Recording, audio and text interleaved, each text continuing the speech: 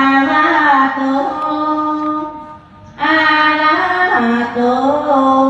สัมมาสัมพุทธัสสะนะโมตัสสะภะคะวะโตอะระโตสัมมาสัมพุทธัสสะตุมมาจาโลกะทิปติสัมปติกานสาลีอานาทิวาลั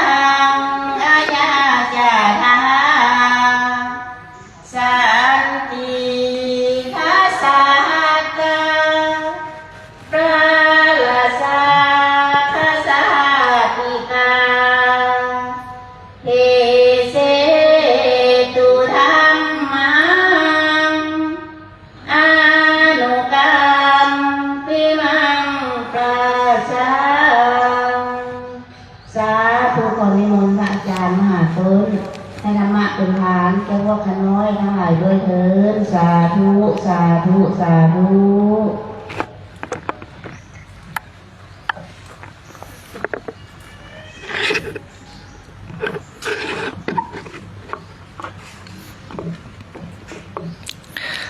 นะโมพุทธัสสะขอนอบน้อมแด่พระสัมมาสัมพุทธเจ้าพุทธสหูชอบได้โดยพระองค์เอง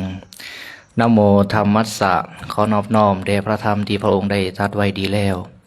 นะโมสังคัสสะขอนอบน้อมแด่พระอริยสงฆ์ผู้ทรงศีลาสุตติคุณกราบถวายความเคารพพระอาจารย์ใหญ่มหาอุดรซึ่งเป็นประมุขประธานสงฆ์พร้อมโดยคณะสงฆ์ในสถานที่แห่งนี้ขอความสุขความเจริญจงบังเกิดมีแก่บรรดาพ่อค้าแม่ค้าอุบาสกอุบาสิกาญาติโยมทุกท่านทุกคนโอกาสต่อไปขอให้ท่านทั้งหลายได้เอามือลงตั้งใจฟังธรรมโดยความเคารพบนอบกระได กามื้อนี้เนาะก็ได้รับสันทานุมัติจากครูบาอาจารย์ขึ้นมาเกล่าวธรรมะปกิณกะสารธรรมแก่ออกตนญาติโยมทั้งหลายโดยเฉพาะเจ้าภาพเจ้าศรัทธาที่ได้มาถวายทานแก่คณะสงฆ์หมู่ใหญ่ผู้ประพฤติปฏิบัติธรรมพร้อมด้วยอุบาสกอุบาสิกามาประพฤติปฏิบัติธรรมได้มาทำบุญถวายทานแล้วก็โอกาสนี้ก็เป็นช่วงเวลาเป็นช่วงการฟังเทศการฟังเทศนี่ก็เป็นการสังสมสติปัญญาและก็เป็นการประพฤติปฏิบัติธรรมอย่างหนึ่งเนาะอาตมาภาพกาได้มาควมงานนำเพิ่นเนาะตั้งแต่หูจักได้มาหูจักพระอาจารย์ใหญ่ก็ได้มาควมตลอดเนาะก็ได้มาแสดงธรรมทุกปีนะเอาตนญาติโยมบางท่านบางคนก็หน้าเก่าหน้าเดิมบางคนก็หน้าใหม่ๆเนาะก็ถือว่าได้ฟังธรรมได้แสดงธรรมอยู่เรื่อยเนาะอยู่น่าดีได้ฟังธรรมอยู่เรื่อยสำหรับผู้ที่ฟังแล้วก็ฟังอีกฟังเรื่อยๆนะก็เป็นการทบทวนของเก่าและก็เป็นการพิจารณาตลอดพิจารณาเรื่อยๆก็จะเข้าใจแจ่มแจ้งยิ่งขึ้นนะก่อนที่จะเว้าเรื่องทานนะก็จะเว้าเรื่องศรัทธาก่อนที่เฮาจะได้มาถวายทานได้ทุกคนมานี่ล้วนแต่มาโดยศรัทธาเนาะถ้าหากว่าบ่มีศรัทธานี่ก็มาบ่ได้เพราะฉะนั้นการถวายทานส่วนหนึ่งนั่นก็มาจากศรัทธาการมาประพฤติปฏิบัติธรรมส่วนหนึ่งก็มาจากศรัทธาใจพามาศรัทธาพาไปเมื่อมีศรัทธาแล้วคุณงามความดีทั้งหลายทั้งปวงก็เจริญงอกงามแต่ทั้งนี้ทั้งนั้นเนาะการที่ว่ามีศรัทธาอย่างแท้จริงนี่ก็เพียงแต่ว่าให้ท่านซื่อๆนี่ก็ยังบ่ทันถึงว่ามีศรัทธาอย่างแท้จริงเนี่ยนะ เห็นเขาวัดอยู่เรื่อยนี่ก็บ่ได้เป็นเครื่องหมายว่ามีศรัทธาอย่างแท้จริงเด้เนาะเฮ็ดจังได๋เฮาจังสิมีเป็นผู้ชื่อว่ามีศรัทธาอย่างแท้จริงต้องมาฟังเบิ่งเนาะอันนี้พระพุทธเจ้าได้ตรัสไว้มีปรากฏอยู่ในพระไตรปิฎกเล่มที่20อังคุตรนิกายติกานิบาตติฐานาสูตรเป็นเครื่องวัดเป็นเครื่องวัดของความเป็นผู้มีศรัทธานะเฮามาลองเปรียบเทียบเบิ่งเนาะว่าเฮาท่านทั้งหลายเนี่ยตรงตามที่พระพุทธเจ้าได้ตรัสไว้บ่พระพุทธเจ้าได้ตรัสไว้นะว่าภิกษุทั้งหลายบุคคลผู้ที่มีศรัทธาประกอบด้วยลักษณะ3อย่างลักษณะ3อย่างเนาะผู้ที่มีศรัทธาอย่างที่1นี่เพิ่นบอกว่าผู้ที่มีศรัทธาปรารถนาอยากจะเห็นพระภิกขุผู้มีศีลนะได้ทราบข่าวว่าครูบาอาจารย์ประพฤติปฏิบัติตามหลักธรรมวินัยบุคคลผู้มีศรัทธาเขาจะอยากเห็นอยากจะพบอยากจะพ้อเด้เขาบ่ได้ปรารถนาเลยว่าอยากจะพ้อพระอาจารย์องค์ดังๆองค์ศักดิ์สิทธิ์องค์ให้เลขแม่นๆองค์ให้เครื่องรางของขลังองค์ให้เจิมเลขเจิมยันเขาบ่ได้ปรารถนาเลยผู้มีศรัทธาเขาบ่อยากไปหาด้วยซ้ำแสดงว่าคันผู้ไปหาเนี่ยถือว่ายังบ่ทันมีศรัทธาอย่างแท้จริงเนี่ยแต่ผู้มีศรัทธาอย่างแท้จริงนี่อยากจะเห็นพระภิกขุผู้มีศีลนะที่นี่เฮาจะฮู้ได้จังได๋ว่าภิกขุผู้มีศีลเพิ่นก็สิบ่ได้บอกได้โอ้อาตมาเป็นผู้มีศีลเด้อาตมาเป็นผู้ประพฤติปฏิบัติตามวินัยเด้รักษาศีลรักษาธรรมเด้เพิ่นก็จะบ่ได้บอกบ่ได้ประกาศอันนี้ญาติโยมทั้งหลายก็ต้องฮู้เองเนาะแต่การจะฮู้ได้นี่มันก็จะต้องผ่านการฟังธรรมผ่านการศึกษามาพอควรได้เนาะว่าประพฤติแบบนี้ผิดศีลแบบนี้ถือต้องตามหลักธรรมวินัยก็จะต้องมีการศึกษามีการฟังมาหลายพอควรก็จะฮู้ได้ยากเพราะฉะนั้นเพิ่นจะบอกว่าการฟังธรรมนี่ทำให้เกิดสติเกิดปัญญาเฮาสิแยกแยะออกอันใดถูกต้องบ่ถูกต้องนะแต่ว่าเขากับพ่อสังเกตได้เนาะอันใดที่เพื่อนได้บอกได้แนะนำได้พาเหตุพาธรรมเป็นไปเพื่อความเบื่อหน่ายคลายกำนัดสงบระงับตรัสรู้นิพพาน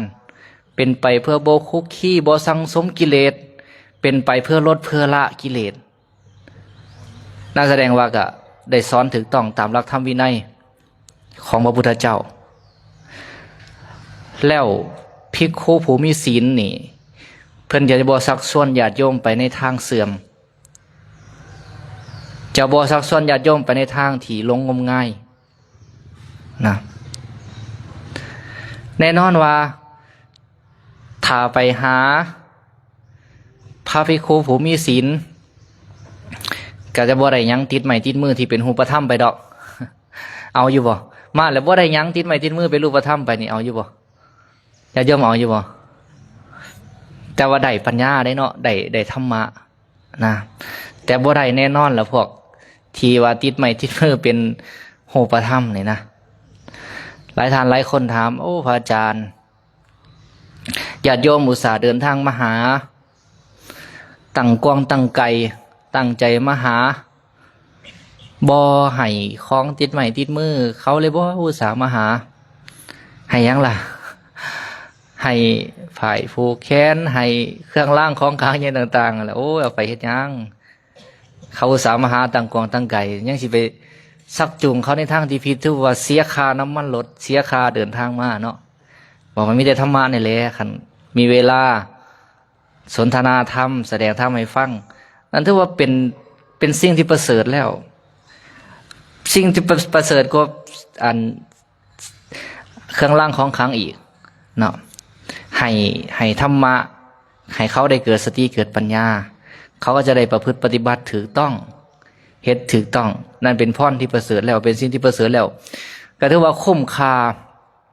กับการมาญาติโยมทั้งหลายที่มานี่บางคนก็มาจากต่างแขวงนะมาไกลครูบาอาจารย์ได้พาเฮ็ดพาทำได้เทศได้สอนได้ให้เข้าใจก็ถือว่าคุ้มค่าแล้วถึงอาจจะบ่มีหยังติดไม้ติดมือเป็นรูปธรรมไปก็ตามเนาะอันนี้ลักษณะผู้มีศรัทธาเขาจะอยากปรารถนาอยากจะเห็นพระภิกขุผู้มีศีลพอเห็นพระภิกขุผู้มีศีลเป็นมงคลสมณานันจาทัสนังการเห็นสมณะนี่เป็นมงคลเพียงแต่ว่าเห็นซื่อๆเด้เห็นแล้วเกิดความเยือกเย็นในจิตในใจเห็นอาการประพฤติปฏิบัติสำรวมทั้งกายทั้งวาจาทั้งใจเห็นแล้วก็ให้เกิดความสงบเยือกเย็นจิตใจเหมือนพระเจ้าอโศกมหาราชเห็นสามเณรนิโคตเดินไปบิณฑบาตผ่านหน้าพระราชวังด้วยอาการสำรวมบ่ไวเกินไปบ่ช้าเกินไปบ่เลี้ยวซ้ายและขวามีอาการสำรวมถอดสายตาลงต่ำเห็นแล้วสงบเยือกเย็นจากที่ว่าพระเจ้าอโศกมหาราชแต่ก่อนเป็นคนโหดร้ายแต่พอเห็นสมณะหน่อยเนาะสามเณรนิโคตอายุ7 ปีเห็นแล้วเกิดความเยือกเย็นในจิตในใจว่าสมณะนี่งดงามสำรวมสงบแสดงว่าภายในเพิ่นก็คงจะสงบเรียบร้อยอันนั้นผู้มีลักษณะของผู้มีศีลเนี่ยเห็นแล้วคงสงบเรียบร้อยก็ให้เกิดความเยือกเย็นจิตใจเฮาสังเกตเบิ่งเนาะเวลาเขาหาครูบาอาจารย์เขาสิสัมผัสได้ดอกเขาไปหาแล้วเพิ่นสงบเรียบร้อยบ่ได้ว่ากล่าวซักซ้อนญาติโยมไปในทางที่ผิดบ่ได้เอิ้นว่าบ่ได้แพ้บ่ได้ไปเบียดเบียนศรัทธาญาติโยมนะเฮาสิสัมผัสได้เนาะหรือว่าแนมเห็นซื่อๆก็พอสัมผัสได้หรือว่าแม้แต่กระทั่งญาติโยมคือกันผู้ใดมีศีลมีธรรมนี่แนมเห็นแล้วจะเกิดความสงบเยือกเย็นเนี่ย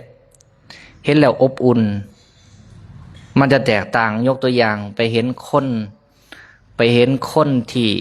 เขาบ่ได้ขอวัดฟังธรรมเห็นอันตพาลนี่นะคันเห็นอันตพาลเป็นจังไดเป็นมงคลบ่หรือเป็นอวมงคล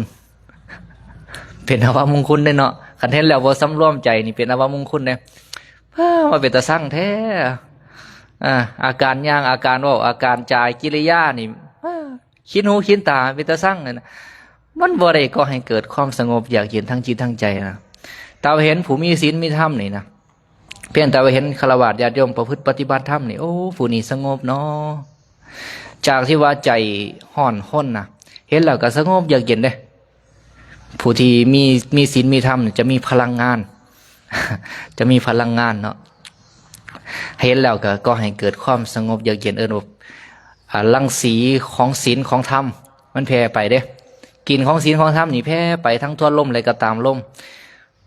บ่ได้เข้าใกล้อยู่ใกล้ๆยังได้กลิ่นหอมเลยนะเห็นแล้วยังเกิดความสงบเยือกเย็นในจิตในใจเป็นลักษณะแบบนี้นะขันเห็นผู้บ่มีศีลบ่มีธรรมนี่โอ้ขนาดพระสงฆ์พระเจ้าครับขันบ่มีศีลบ่มีธรรมนี่เห็นแล้วนี่ก็บ่ได้เกิดมงคลเลยแถมซักซ้อนเฮาไปในทางที่ผิดนี่ยิ่งพากันตกต่ำไปบ่ได้เกิดมงคลเพราะนั้นขันผู้มีศรัทธานี่เขาจะบ่ไปแสวงหาสิ่งที่นอกหลักธรรมวินัยของพุทธเจ้าเขาปรารถนาอยากจะเห็นภิกขุผู้มีศีลนะขันผู้ใดปรารถนาแบบนั้นถือว่าเขาคายเลยเด้เขาคายผู้มีศรัทธาแล้วแต่ว่ายังเพียงประการที่1เลย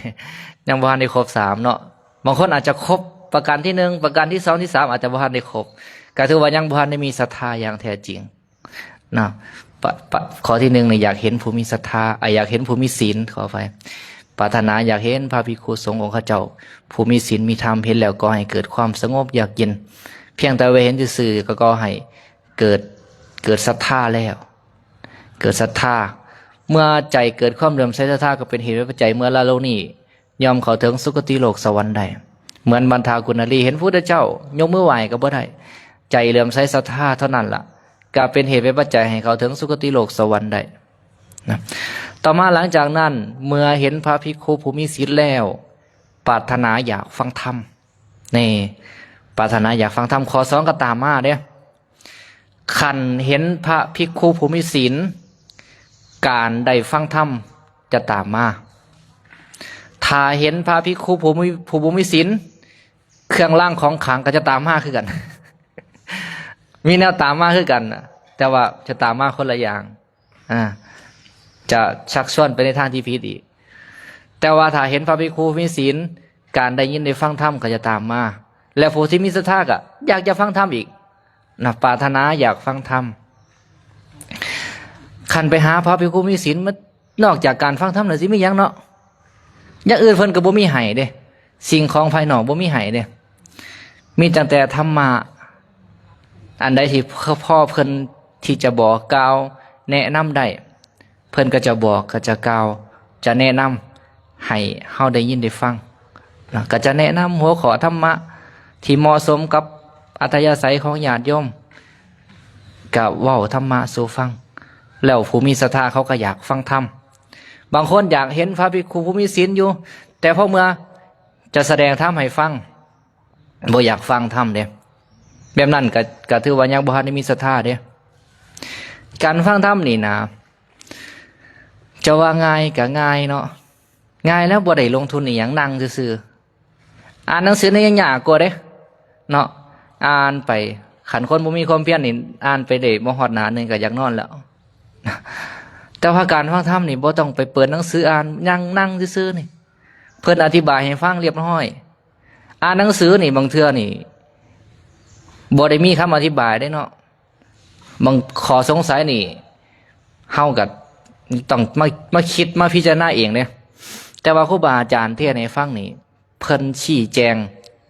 อธิบายให้ฟังอย่างละเอียดนะชี้แจงอธิบายให้ฟังอย่างละเอียดสบายเลยมีผู้ป้อนข้อมูลให้เฮามีแต่หน้าที่นั่งฟัง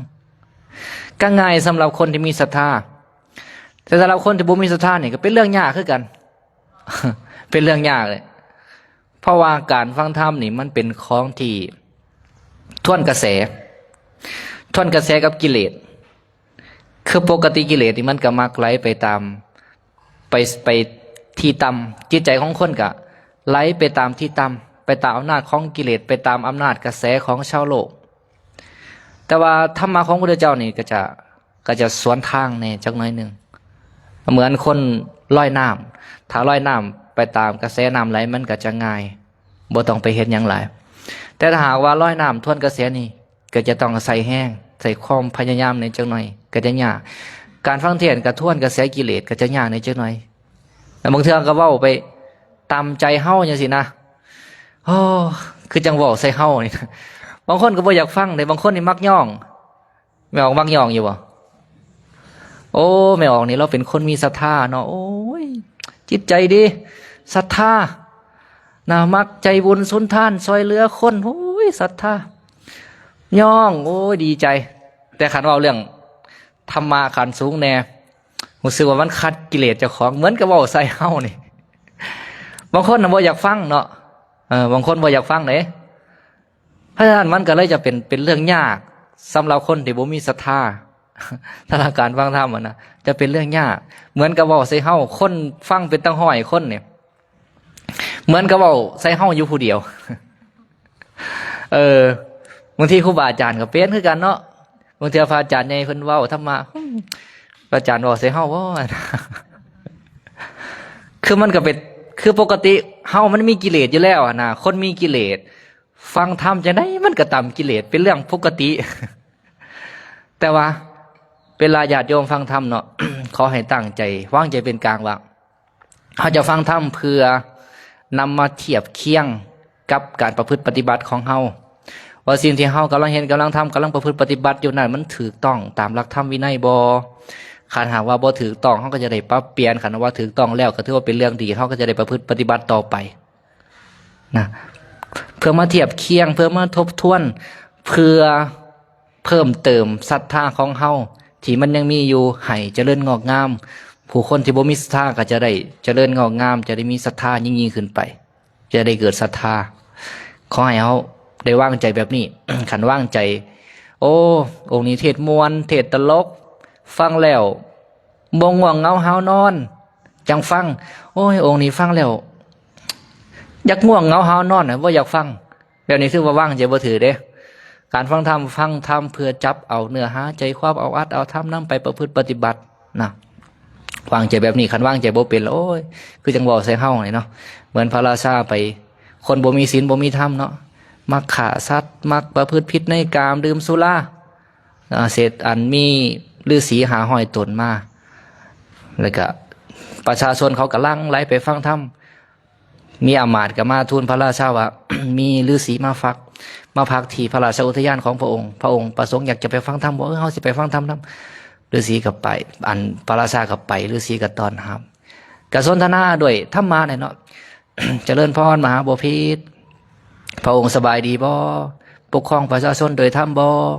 บ่ได้เบียดเบียนประชาชนบ่อย่างลักษณะนี้นะรักษาศีลรักษาธรรมบ่ก็เว้าเรื่องศีลหายฟังสินะเหมือนกับว่าเว้าให้พระราชาเนาะ เครียดให้โอ้เฮาอุตส่าห์มาหานิมนต์ไปพระราชวังมื้ออื่นก็สั่งให้ทหารเตรียมคูดเตรียมอุจจาระมาไว้พอฤาษีไปก็ เอาน้ำอุจจาระนะมาใส่ภาชนะฤาษีว่าคำบอกของทานนี่มีกลิ่นเหม็นเหมือนกับอุจจาระนี่เพราะฉะนั้นอุจจาระนี่สมควรแก่ทานฤาษีเห็นแล้วโอ้ยทาบ่ดีแล้วสิออกไปก็ถูกพวกทหารจับไว้เอาไม้ค้อนมาทุบมาตีหนีไปก็ถูกมหากัดสุดท้ายพระราชาถูกแผ่นดินสูบนะเห็นบอกคนผ่านไปฟังธรรมก็จะมีลักษณะนั้นแต่ว่าคนผู้มีศรัทธาฟังธรรมนี่ฟังเพื่อเอาเนื้อหาเนาะแล้วในสงการฟังธรรมเป็นจังไดได้ฟังสิ่งที่บ่เคยได้ยินได้ฟังสิ่งใดเคยได้ฟังแล้วก็เข้าใจหายความสงสัยเฮ็ดความเห็นให้ถูกต้องจิตเหลื่อมใสนะ ขันผู้ใดยังยินดีในการฟังธรรมอยู่แสดงว่ามีศรัทธาแล้วเนาะ2ประการนั้นเนาะผู้ใดมีครบก็รอฟังอีกประการที่3หลังจากนั้นเมื่อได้ยินได้ฟังธรรมแล้วจิตใจปราศจากความขี้ทีปราศจากความขี้ทีและก็มีการจาคะให้ทานเสียสละแบ่งปันนะสรุปง่ายๆว่าผู้มีศรัทธาอยากจะเห็นภิกขุผู้มีศีลอยากฟังธรรม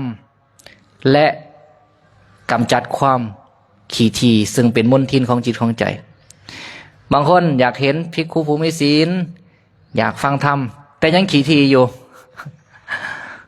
ยังบ่ทันมีศรัทธาเต็มห้อยเนี่ยเนาะ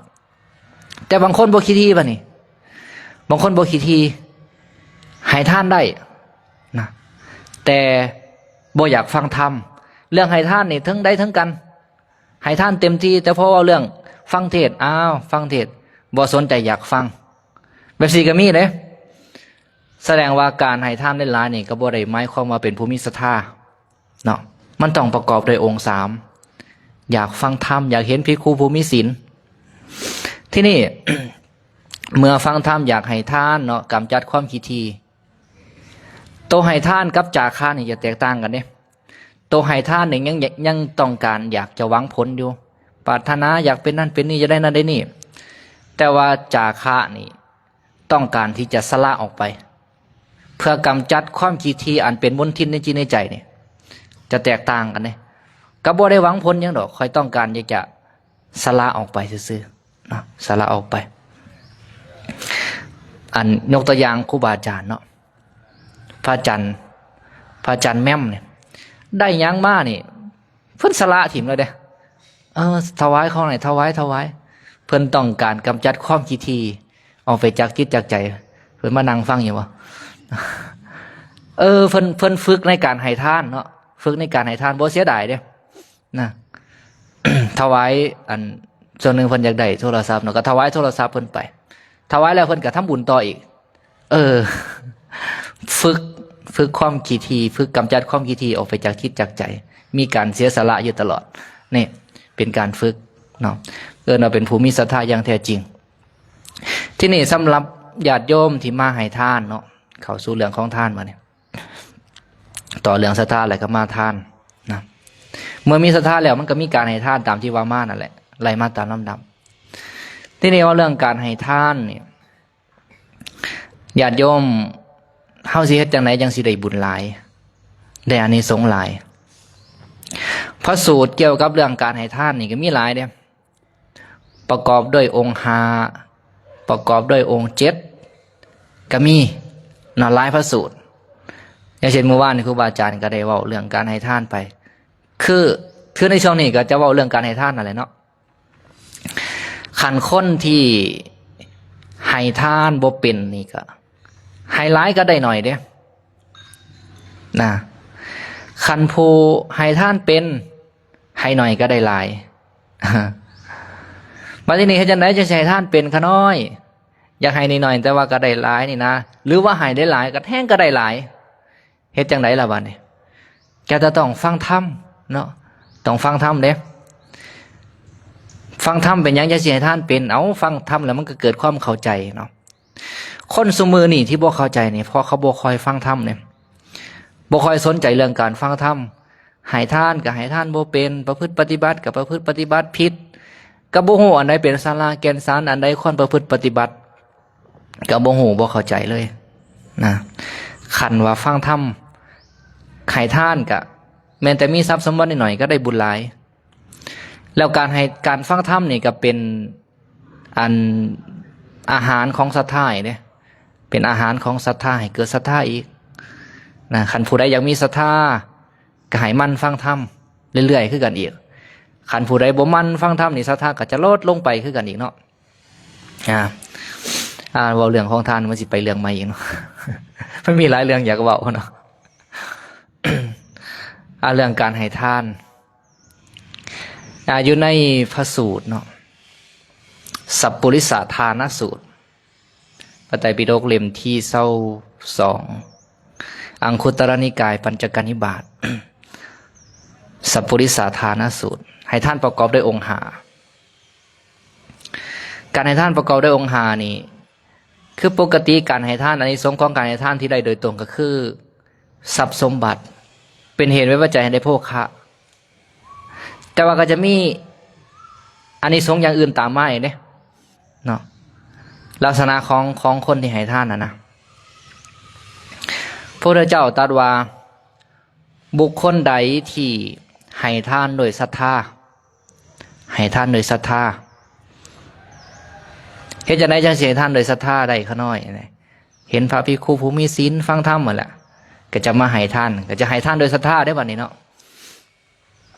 ให้ทานโดยศรัทธาเมื่อบุคคลนั้นให้ทานโดยศรัทธาแล้วจะเป็นเหตุเป็นปัจจัยให้เขาละโลกนี้เขาถึงสุคติโลกสวรรค์เมื่อเมื่อบุญจากสวรรค์กลับมาเกิดเป็นมนุษย์จะเป็นเหตุปัจจัยให้เขาได้โภคทรัพย์สมบัติเป็นผู้มั่งคั่งเป็นผู้มีทรัพย์หลายและเป็นผู้มีหูปงามหูปพางหน้าตาดีคันผู้ใดอยากเกิดมาสวยมางามเวลาให้ทานก็ต้องให้โดยศรัทธาเนาะบางคนนี่ให้แล้วไปก็มีเลยให้เอานาคันบ่ให้ก็ย่านเขาตำหนิย่านเขาว่าหรือเห็นผู้อื่นเขาพาเฮ็ดพาทำเจ้าของกับบ่ได้มีศรัทธามาได้ดอกก็ให้ไปแบบนั้นก็ถือว่ายังบ่ได้ให้ด้วยศรัทธาที่แท้จริงนะคันผู้ใดให้ทานโดยศรัทธาเกิดมามีโภคทรัพย์สมบัติแล้วยังเป็นผู้มีหูงามอีกเพราะคนที่มีศรัทธาเวลาเฮ็ดเวลาทำเนี่ยมันจะตั้งใจทำอย่างละเอียดปาณีตเนี่ยผลที่ได้รับก็ได้รับแบบละเอียดปาณีตเกิดมาเป็นคนจบเป็นคนงามมีหูห่างงดงามผิวพรรณวรรณะผุดพองอานิสงส์ได้จากการให้ท่านโดยศรัทธานั่นแหละเพราะฉะนั้นเราเห็นคนที่เขามีทรัพย์สมบัติและก็เป็นคนหูงามนั่นแสดงว่าอดีตของเขานะเคยให้ท่านโดยศรัทธามานะแล้วการเป็นผู้มีหูงามนี่ก็บ่แม่นว่าเฉพาะให้ท่านโดยศรัทธาเด้เป็นผู้บ่มีความโกรธกะเป็นคนมีหูงามเพื่อกันเฮ็ดจังไดจังสิบ่มีความโกรธกะเจริญเมตตาเจริญไปได้เจริญเมตตาแผ่ความรักความปรารถนาดีเฮ็ดความรักความปรารถนาดีให้เกิดขึ้นมีในจิตในใจเจ้าของ มองคนอื่นโดยความรักความเมตตาปรารถนาอยากให้เขาได้รับความสุขผู้ใดก็ตามปรารถนาแบบนี้เอิ้นว่าเป็นผู้มีเจริญเมตตาเพราะเฮาเจริญเมตตาอยู่ตลอดความโกรธก็จะบ่เกิดขึ้นมีในจิตในใจนะเมื่อบ่มีความโกรธอานิสงส์ก็ส่งผลให้เป็นผู้มีรูปงามได้ต่อมาอีกถวายผ้านี่ก็เป็นเหตุเป็นปัจจัยให้เป็นผู้มีรูปงามมีผิวพรรณวรรณะงดงามอยู่ในกินทสูตรเนาะผู้ให้ผ้าชื่อว่าให้วรรณะก็ส่งผลให้เป็นผู้มีรูปงามคือกันอีกต่อมาอีกทำความสะอาดเสร็จพระพุทธรูปกวาดลานวัดลานถ้ำกวาดลานพระเจดีย์ล้างห้องน้ำทำความสะอาดกุฏิวิหารอันนี้ก็ส่งผลให้เป็นผู้มีรูปงามคือกันอีกเขาทำความสะอาดเห็นแล้วก็โจบงามในหูในตาอานิสงส์ก็ส่งผลให้เป็นผู้มีผิวพรรณวรรณะงดงามคือกันตั้งใจรักษาศีลก็มีรูปงามคือกันนะเพราะฉะนั้นผู้ใดอยากมีรูปงามก็เฮ็ดตามที่ว่ามาเนาะและให้ท่านโดยศรัทธาต่อมาข้อที่สองให้ท่านโดยความเคารพนะให้ท่านโดยศรัทธาแล้วก็ให้ท่านโดยความเคารพในทานเคารพในผู้รับอานิสงส์ส่งผลให้ละโลกนี้ไปแล้วเขาถึงสุคติโลกสวรรค์เมื่อละจากสวรรค์มาเกิดเป็นมนุษย์ทำให้เป็นผู้มีโภคทรัพย์สมบัติแล้วมีลูกมีภรรยามีขาทาสรับใส่บริวารจะเสื่อถอยฟังความมีความเคารพนอบน้อมต่อเฮาบอกหยังสอนหยังก็เสื่อฟังเว้าคำหนึ่งก็จำไปตลอดเวลาเฮาบอกเฮาสอนก็ยินดีที่จะฟังตั้งใจฟังโดยความเคารพเพราะผลเกิดมาจากการให้ทานโดยความเคารพนั่นเองนะเพราะนั้นผู้ใดลูกหลานบ่เสื่อฟังความขาทาสกรรมกรชนที่เป็นบริวารบ่มีความเคารพเสื่อถอยฟังความเวลาให้ทานก็พยายามให้ทานโดยความเคารพบ่ให้พอแล้วๆนะให้ทานโดยความเคารพอีหลีอานิสงส์จะส่งผลให้เขาเคารพเฮานะต่อมาประการที่สามให้ทานด้วยมือของตนเองให้ทานด้วยมือของตนเองเวลาเพิ่นประเคนอาหารนี่เนาะหลังจากเทศแล้วผู้ใดที่เป็นเจ้าภาพเจ้าศรัทธาหรือบ่แม่นก็ตามพยายามไปเค้นไปยกประเคนครูบาอาจารย์ให้ได้ให้ด้วยมือของตนเองเฮาอุตส่าห์สละทรัพย์สมบัติที่หามาได้โดยความยากลำบากแล้วนำมาถวายแล้วก็ควรจะให้ได้ถวายกับมือเฮ็ดให้สุดอกสุดใจนะการให้ทานโดยมือของตนเองนี่เอาบ่แม่นเนาะก็ไฟอันนี้อีกพระสูตรนึงให้ทานด้วยให้ทานตามการให้ทานตามการมันหลายพระสูตรเนาะตัวให้ทานด้วยตนเองนี่กับหนึ่งในอันทานของบัณฑิตคือกันนั่นแหละเนาะเป็นหนึ่งในองค์ประกอบของทานของบัณฑิตผู้ที่เป็นบัณฑิตเขาจะให้ทานด้วยมือของตนเองนะ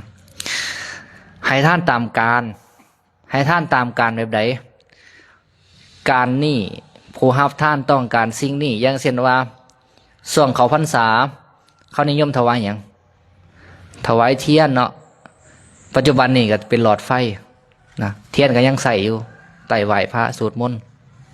ถวายผ้าสำหรับนุ่งอาบน้ำฝนเวลาออกพรรษานิยมถวายอย่างถวายกฐินเวลามีพระภิกขุสัญจรมานิยมถวายอย่างอาคันตุกภัตเวลามีพระภิกขุต้องการจะสัญจรไปถวายอย่างขมิกภัตถวายท่านตามการนั่นแหละอานิสงส์ของการถวายท่านตามการเป็นยังไงเมื่อละโลกนี้ไปแล้วเขาถึงสุคติโลกสวรรค์กลับมาเกิดเป็นมนุษย์ทำไมเป็นผู้เพียบพร้อมไปโดยโภคทรัพย์สมบัติหลังจากนั้นจะได้สมความปรารถนาผู้ใดปรารถนาอีกอย่างนี่บ่ได้สำเร็จนี่นะพยายามให้ท่านตามการขันให้ท่านตามการแล้วก็จะสมความปรารถนาในเวลาที่ปรารถนาต้องการอยากได้อย่างในช่วงนั้นก็จะได้สมความปรารถนาสมมติว่า เกิดมาเนาะหูความอยากได้ของเล่นจังซี่นะก็ได้สมความปรารถนาบางคนบ่ได้เด้เกิดเป็นลูกคนทุกข์คนยากนี่ปรารถนาอยากได้ของเล่นนี่บ่ได้เนาะบ่สมความปรารถนาแต่ว่าลูกคนรวยก็คือกันได้บางเทื่อปรารถนาสิ่งที่มันหาได้ยากนะก็บ่สมความปรารถนาคือกันเนาะแต่ว่าบุคคลที่ให้ทานตามกาลเนี่ยจะสำเร็จสมความปรารถนาตอนยังน้อยนี่อยากได้ของเล่นอยากได้นั่นได้นี่พ่อแม่ก็สามารถหาให้ได้สมความปรารถนาใหญ่ขึ้นมาได้อยากได้หยังอยากได้โทรศัพท์ iPhone บ่ก็ได้สมความปรารถนาใหญ่ขึ้นมาอีกอยากได้หยังอยากได้รถบ่ก็สมความปรารถนานะใหญ่ขึ้นมาอีกได้คู่ครองที่ดีบ่ได้สมความปรารถนาอยากได้บ้านอยากได้เฮือนอยากได้ที่ดินก็สมความปรารถนาบางคนนี่มีเงินบางอย่างนี่ก็ซื้อบ่ได้สมความปรารถนาเด้บ่ได้หมายความว่ามีเงินก็จะสมความปรารถนาไปทุกอย่างบ่เนาะแต่คนที่ให้ทานตามกาลนี่ได้สมความปรารถนาบ่ผิดหวังนะเพราะฉะนั้นเฮาก็ผู้ใดอยากสมความปรารถนาสิ่งใดขอให้ได้สิ่งนั้นคือพระเพิ่นให้พรเนาะก็ต้องให้ทานตามกาลนะต่อมาอีกให้ทานด้วยจิตอนุเคราะห์ให้ทานโดยจิตอนุเคราะห์เห็นว่าพระสงฆ์องค์เจ้านี่บ่ได้เฮ็ดนาบ่ได้มีธุรกิจการงานบ่ได้มีการค้าขายความเป็นอยู่ด้วยการบิณฑบาตเลี้ยงชีพนะเป็นอยู่ด้วยศรัทธาของญาติโยมแล้วเฮาเห็นว่าโอ้เมื่อเพิ่นบ่มีบ่ได้หุงหาอาหารเองเฮาก็อยากจะอนุเคราะห์เพิ่นเดินทางลำบากอาจต้องการอนุเคราะห์เพิ่นเฮ็ดนั้นเฮ็ดนี้ลำบากต้องการอยากจะอนุเคราะห์เพิ่นมีใจอนุเคราะห์แบบนี้หรือว่าเห็นคนทุกข์คนยากคือกันอยากจะอนุเคราะห์เขาเห็นเขาทุกข์ลำบากอนุเคราะห์ยามหนาวเห็นคนทุกข์คนยากบ่มีเสื้อผ้าใส่อยากจะอนุเคราะห์เขาบ่ให้เขาได้รับความหนาวก็อนุเคราะห์เขามีใจอนุเคราะห์แบบนี้แล้วก็ให้ทานไปตัวมีใจอนุเคราะห์นี่เมื่อละโลกนี้ไปแล้วเขาถึงสุคติโลกสวรรค์กลับมาเกิดเป็นมนุษย์เป็นผู้เพียรพร้อมด้วยโภคทรัพย์สมบัติและส่งผลให้มีใจนอบน้อมยินดียิ่งขึ้นไปในการบริโภคกามคุณหาหูเสียงกินรสสัมผัสจะเห็นแต่หูงามๆได้ยินเสียงมวลๆได้กินหอมๆได้ลิ้มรสอันแสบนัวได้สัมผัสอ่อนนุ่มและกระใจก็ยินดีเพราะอานิสงส์จากการให้ทานโดยจิตอนุเคราะห์แต่บางคนให้ทานโดยจิตบ่อนุเคราะห์ถึงจะเป็นเศรษฐีก็จริงเวลาครูบาอาจารย์เทศน์ในธรรมบทเนาะเศรษฐีกี่ทีนะใจบ่ยินดีในการบริโภคกามคุณหาละเอียดปานนี้ยิ่งขึ้นไปนะใส่เสื้อผ้ากับเสื้อผ้าขาดสัมผัสหยาบกระด่างบ่อ่อนนุ่มในเสื้อผ้าขาดนะกินเขาก็กินเขาแตกข้างๆเขาไปเกวียนนำสมพักเนี่ยนะลิ่มรสทีโบแสบบนว่ากับบริโภคกรรมคุณหาที่หยาบเพราะบ่ได้ให้ทานโดยจิตอนุเคราะห์มีทรัพย์สมบัติหลายก็จริงแต่ว่าบริโภคกรรมคุณที่บ่ละเอียดปานนี้นะเศรษฐีขี้ทีเศรษฐีประหยัดนะใจบ่ยินดีบริโภคกรรมเพื่อนว่าบ่ได้เสพสุขบริโภคกามคุณเหมือนกับทรัพย์สมบัติที่เจ้าของมีการบริโภคกามคุณหานี่ถือว่าเป็นความสุขของปุถุชนเนาะของฆราวาสญาติโยมแต่บางคนนี่บ่ได้บริโภคเลยต่อมาอีกขอสุดท้ายให้ทานบ่กระทบตนบ่กระทบผู้อื่นบ่ดูหมิ่นท่านของตนเองว่าหน่อยบ่ละเอียดบ่ปานนีตเนาะบ่ไปดูหมิ่นท่านของคนอื่นแล้วก็บ่ไปให้มันกระทบคนอื่นโอ้ของข่อยปานนีตของเจ้าบ่ปานนีตหรือบ่ไปเบียดเบียนศรัทธาเขาให้เขาลำบาก ให้ทานบ่กระทบตนเองบ่กระทบผู้อื่นอันนี้ส่งผลจังได๋ลาลงนี้ไปแล้วย่อมเข้าถึงสุคติโลกสวรรค์กลับมาเกิดเป็นมนุษย์ส่งผลให้เป็นผู้มีโภคทรัพย์สมบัติหลังจากนั้นแล้วก็บ่มีอันตรายแก่ทรัพย์สมบัติบ่มีอันตรายจากน้ำท่วมบ่มีอันตรายจากไฟบ่มีอันตรายจากลมบ่มีอันตรายจากพระราชาหรือผู้คนที่มีอำนาจมายึดเอาบ่มีอันตรายจากญาติพี่น้องที่บ่เป็นที่ฮักบ่มีอันตรายจากทายาทลูกหลานบางคนนี่ให้ท่านคันให้ท่านกระทบตนเองกระทบผู้อื่นนี่อานิสงส์โดยตรงที่ได้คือได้โภคทรัพย์สมบัติก็จริงแต่ว่ามีเหตุให้เสียทรัพย์คือกันเด้เนาะมีเหตุให้เสียทรัพย์ได้ทรัพย์มากก็มีอันตรายจากน้ำท่วมมีอันตรายจากไฟใหม่มีอันตรายจากลมมีอันตรายจากพระราชาหรือผู้คนที่มีอำนาจมายึดเอาไปเพราะหยังให้ท่านกระทบตนเองกระทบผู้อื่นหรือว่ามีอันตรายจากลูกหลานของเจ้าของเองนั่นแหละลูกเต้าพานจนเมื่อเนาะหาทรัพย์สมบัติมาได้หลายพ่อแม่เป็นผู้หาไว้ให้มากหลายนึงแต่ว่าลูกเต้ามาผ่านจนเมื่อ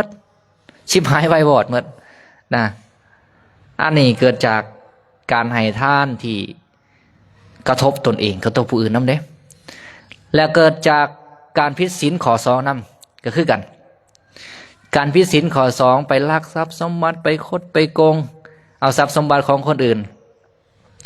เมื่อได้ทรัพย์สมบัติมากก็มีเหตุให้เสียทรัพย์ได้มากก็เสียไปนะสองอย่างเนาะผิดศีลข้อสองนี่ให้ท่านกระทบตนเองกระทบผู้อื่นนี่ก็มีเหตุให้ต้องเกิดอันตรายแก่ทรัพย์สมบัติเพราะฉะนั้นหามาได้แต่เสียไปก็เมื่อยเปล่าซื่อๆเฮ็ดจังได๋บัดนี้หามาได้จังสิยังคงอยู่เวลาให้ทานก็บ่ให้กระทบตนเองบ่ให้กระทบผู้อื่นบ่ดูหมิ่นท่านของตนเองบ่ดูหมิ่นท่านของคนอื่นบ่ว่าท่านของเจ้าของปานนี้และท่านของผู้อื่นบ่ละเอียดปานนี้บ่ไปดูถูกดูหมิ่นตำหนิของเขามีสำาใดกับท่านสำนั้นแหละทรัพย์สมบัติที่เฮามีจะไหนแต่หลายบ่สำคัญเด้บ่สำคัญที่ไสที่ใจของเฮาเนาะนัตถิจิตเตปสันนัมหิอัปปกานามะทักขินาเมื่อใจเหลื่อมใสแล้วทักขินาที่ชื่อว่าหน่อยย่อมบ่มีเพราะฉะนั้นท่านหน่อยท่านหลายบุญได้หน่อยได้หลายก็ขึ้นอยู่ที่ใจของเฮาเมื่อใจศรัทธาแล้วทรัพย์สมบัติที่ว่าน้อยๆอานิสงส์อาจจะได้หลายผู้ให้หลายก็มีเพราะว่าหยังทรัพย์สมบัติของคนทุกข์ยากเขามีเมื่อตนเมื่อตัวนะมีอยู่100,000ให้ไป50นั่นคือ50%ของเขาได้เนาะถวาย50,000นี่คือ50%ของเขาแต่คนรวยมีเป็นตื้อให้10 ล้านนี่เท่าใดซ้ำ2-3% ของเขาเป็นบ่ล่ะแต่ว่าทั้งนี้ท่านนั่นกับมันกับวัดที่ศรัทธาขันผู้ที่ถวายหลายให้หลายศรัทธากันหลายอานิสงส์ก็คูณเป็น2 เท่าคือกันแต่ว่าผู้มีน้อยมานี่หมดเท่ามีแต่ว่าใจหาเหลื่อมใสศรัทธาสุดๆแต่ว่าทรัพย์สมบัติมันมีซ้ำนี้อานิสงส์ก็ได้มากมายมหาศาลคือกันอาจจะได้หลายกว่าคนที่ให้หลายแต่ว่าบ่มีศรัทธาก็มีเนาะมันก็บ่ได้วัดกันที่ทรัพย์สมบัติเด้วัดกันที่สภาพจิตใจเป็นประมาณเนาะเหลื่อมใสหน่อยเหลื่อมใสหลายสำใดก็วัดกันที่ตรงนั้นเนาะเหมือนอนาถบิณฑิกาเศรษฐีในช่วงหนึ่งที่เราทรัพย์สมบัติเราล่อยล้อลงนะเงินที่เขายืมไปกับบ่คืนที่เขาโคตรเขาโกงทรัพย์สมบัติที่ฝังไว้อยู่ฝั่งแม่น้ำกระถือน้ำมันกัดมันเสาะไปสูญหายไปโดยภัยธรรมศาสตร์จะให้ท่านแบบละเอียดปานนี้คือเก่ากับบ่ได้ให้ท่านเข้าไปเกียนเข้าแตกฮักน้ำสมพัก แต่ว่าโดยความเหลื่อมใสศรัทธาเคารพต่อพระสงฆ์เขาเจ้าก็ยังให้ท่านตามปกตินิมนต์พระภิกษุสงฆ์เขาไปชั้นภัตตาหารอยู่เฮือนมื้อละ1,000 องค์นะก็ยังให้ท่านตามเดิมมื้อหนึ่งเขาไปเฝ้าพระสัมมาสัมพุทธเจ้าพระพุทธเจ้าก็ตรัสถามดูก่อนขหบดีท่านยังให้ท่านตามปกติอยู่บ่โดยขน่อยยังให้ท่านตามปกติอยู่แต่ว่าท่านของขน่อยบ่ละเอียดปานนี้คือเก่าแล้วขน่อยน้ำสมพักเข่าปลายเกียนบ่ละเอียดปานนี้คือเก่าขน่อยเว้าเหมือนกับน้อยใจฮะนะเหมือนกับน้อยใจพระพุทธเจ้าก็ตัดปลอบใจแล้วกับตัดเพื่อให้เราเกิดศรัทธายิ่งขึ้นไปแล้วก็ปลอบใจไปนำเอาดูก่อนขหบดีทานของบุคคลใดจะละเอียดปานีตหรือบ่ปานีตก็ตามแต่ว่าทานของบุคคลนั้นให้ด้วยความเคารพอันนี้อยู่ในเวลามสูตรเนาะองค์ประกอบด้วยองค์หาคือกันแต่ว่าจะแตกต่างกันนิดนึงเนาะให้โดยความเคารพให้โดยความนอบน้อมให้โดยมือของตนเองนี่ให้บ่เหมือนกับว่าจะต้องการจะทิมมีความเสื่อเรื่องผลของกรรมแล้วให้ทานทรัพย์สมบัตินั้นจะหน่อยจะหลายจะละเอียดปานนีตบ่สำคัญแต่ถ้าหากโดยความเคารพนอบน้อมด้วยมือของตัวเองให้บ่เหมือนกับการจะทิมมีความเสื่อเรื่องผลของกรรมแล้วให้ทานเมื่อเขาได้รับอานิสงส์เนาะทำให้เป็นผู้มีโภคทรัพย์สมบัติมีขาทาสบริวารคนรับใช้เสื่อถอยฟังความยินดีที่จะฟังตั้งใจฟังเวลาบอกเวลาสอนใจก็นอบน้อมไปในการบริโภคกรรมคุณหาที่ละเอียดปานนี้ยิ่งขึ้นไปแต่บุคคลใดให้ถึงจะให้ของที่ละเอียดปานนี้ก็ตามแต่ว่าบ่ได้ให้โดยความเคารพบ่ได้ให้โดยความนอบน้อมบ่ได้ให้โดยมือของตนเองให้เหมือนกับต้องการจะถิ่มทรงๆไปบ่ได้มีความเสื่อเรื่องผลของกรรมเลยให้ทานเมื่อเขาได้พวกข้าเจ้าสมบัติเนาะใจจะบ่ยินดีในการบริโภคกรรมคุณหายิ่งขึ้นไปมีลูกมีหลานมีภรรยามีขาทาสรับใช้บริวารเขาเหล่านั้นก็บ่เคารพบ่เสื่อถอยฟังความเวลาบอกเวลากล่าวก็บ่สนใจที่จะฟังนะที่นี่ก็เลยยกอดีตชาติของเพิ่นที่เพิ่นเคยเกิดเป็นเวลามะพราหมณ์ในสมัยนั้นนี่บ่มีพระพุทธศาสนาเนาะบ่มีพระปัจเจกพุทธเจ้าบ่มีพระพุทธเจ้าบ่มีเหล่าพระสาวกมีแต่คนทั่วไปแต่ว่าเวลามะพร้าวนี่มีทรัพย์สมบัติหลายให้ทานนี่ให้ถาดรูปีญะเต็มด้วยทองคำ84,000 ถาดให้ถาดทองสำริดเต็มด้วยรูปีญะ84,000 ถาดให้สร้าง84,000 เสือกให้ผ้า84,000 ผืนให้บัลลังก์84,000 บัลลังก์แต่ละอย่างนี่อย่างละ84,000ให้แบบนี้ทุกมือแต่ว่าผู้รับทานนั่นเป็นชนทั่วไปเป็นญาติโยมทั่วไปเป็นคนขอทานทั่วไปแล้วก็ให้แบบนี้ทุกมือพระพุทธเจ้าตรัสว่าทานของเวลามาพามที่ได้ให้ลังไหลเหมือนกับสายน้ำให้แบบนั้นนะบ่ได้อานิสงส์หลายซ้ำกับอนาถาบิณฑิกาเศรษฐีนี่ได้ให้ทานแม้แต่ครั้งเดียวเลยเพราะว่าหยังอนาถาบิณฑิกาเศรษฐีนี่ได้ให้ทานนี่แก่พระสงฆ์หมู่ใหญ่แล้วพระสงฆ์เหล่านั้นก็ล้วนแต่เป็นพระอรหันต์อีกที่นี่พระพุทธเจ้าก็ได้ตัดลำดับของทานของบุญกุศลนะบุคคลที่ให้ทานตั้งห้อยเทือแก่บุคคลผู้บ่มีศีลนี่นะบ่ซ้ำกับให้บุคคลผู้มีศีลนะหรือว่าถ้าหากว่าให้ซ้ำศีล5นี่นะตั้งห้อยเทือนี่ก็บ่ซ้ำกับบุคคลผู้ที่เป็นพระโสดาบันเทือหนึ่ง ให้แก่พระโสดาบันห้อยเทือกระบอซ้ำกับพระสกทาคามีเทือหนึ่งพระสกทาคามีห้อยเทือกระบอซ้ำกับพระอนาคามีเทือหนึ่งพระอนาคามีห้อยเทือกระบอซ้ำกับพระอรหันต์เทือหนึ่งให้ท่านแก่พระอรหันต์ตั้งห้อยเทือกระบอซ้ำกับให้พระปัจเจกพุทธเจ้าเทือหนึ่งให้พระปัจเจกพุทธเจ้าห้อยเทือบอซ้ำกับให้พระพุทธเจ้านี่เทือหนึ่งให้พระพุทธเจ้านี่ตั้งห้อยเทือ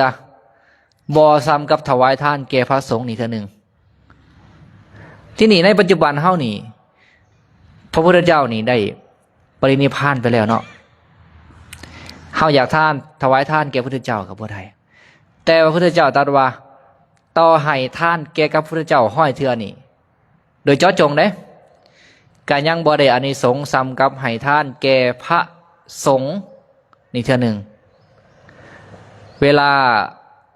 มันกระทายกเพิ่นนำผ้ากาวเนาะภิกขุสังคัสสะถวายแก่พระภิกขุสงฆ์นะเป็นการบ่เจาะจงมันก็บ่งบอกถึงจิตใจของเฮานี่มันกว้างขวางมันบ่ได้จำเพาะเจาะจงต่อผู้ใดผู้หนึ่งบ่ได้เจาะจงต่อพระอาจารย์ใหญ่บ่ได้เจาะจงต่อพระอาจารย์มหาเวียงศักดิ์นะคือพระสงฆ์ทั้งหมดทั้งมวลนี่ยินดีที่จะให้ทั้งหมดเลยสามเณรกายทั้งหมดเลยบ่ได้จำเพาะเจาะจงคันคนจิตใจแคบนี่จะมีการเจาะจงเด้ข่อยเหลื่อมใสองค์นี้ข่อยก็จะให้แต่องค์นี้นะองค์อื่นบ่ให้บ่ยินดีที่จะให้นะจิตใจแคบบุญได้หลายบ่ได้หลายเนาะเหมือนภาชนะที่มันน้อยมันก็ห้องรับน้ำได้บ่หลายขันภาชนะละใหญ่ภาชนะกว้างก็สามารถห้องรับน้ำฝนได้หลายจิตใจที่กว้างขวางบ่ได้คับแคบบ่จำพอเจาะจงเลยบุญก็ได้หลายบุญหลั่งไหลเข้ามาก็ได้หลายว่าง่ายๆจิตใจมันเปิดกว้างมันก็พร้อมที่จะรับบุญกุศลใหญ่แล้วพระภิกขุสงฆ์นี่ก็เป็นผู้สืบทอดพระศาสนาพระพุทธเจ้าตอนจะเสด็จดับขันธปรินิพพานพระอานนท์ได้ทูลถามว่าเมื่อพระองค์เสด็จดับขันธปรินิพพานไปแล้วไผน้อเขาน่าจะเป็นศาสดาแทนหรือเจ้ากตัดเรื่องธรรมเรื่องวินัยแล้วก็มอบภาระหน้าที่ทั้งหมดสงฆ์เป็นใหญ่เนาะในเรื่องการบวชการสืบทอดพระศาสนาต่างๆก็เป็นหน้าที่ของพระสงฆ์กับพระสงฆ์ก็เป็นผู้สืบทอดพระศาสนานะเพราะฉะนั้นอานิสงส์ก็ได้หลายกว่าให้พุทธเจ้าอีกปฏินิถวายท่านแก่พระสงฆ์ตั้งห้อยเทือถวายท่านแก่พระสงฆ์นี่นะตั้งห้อยเทือ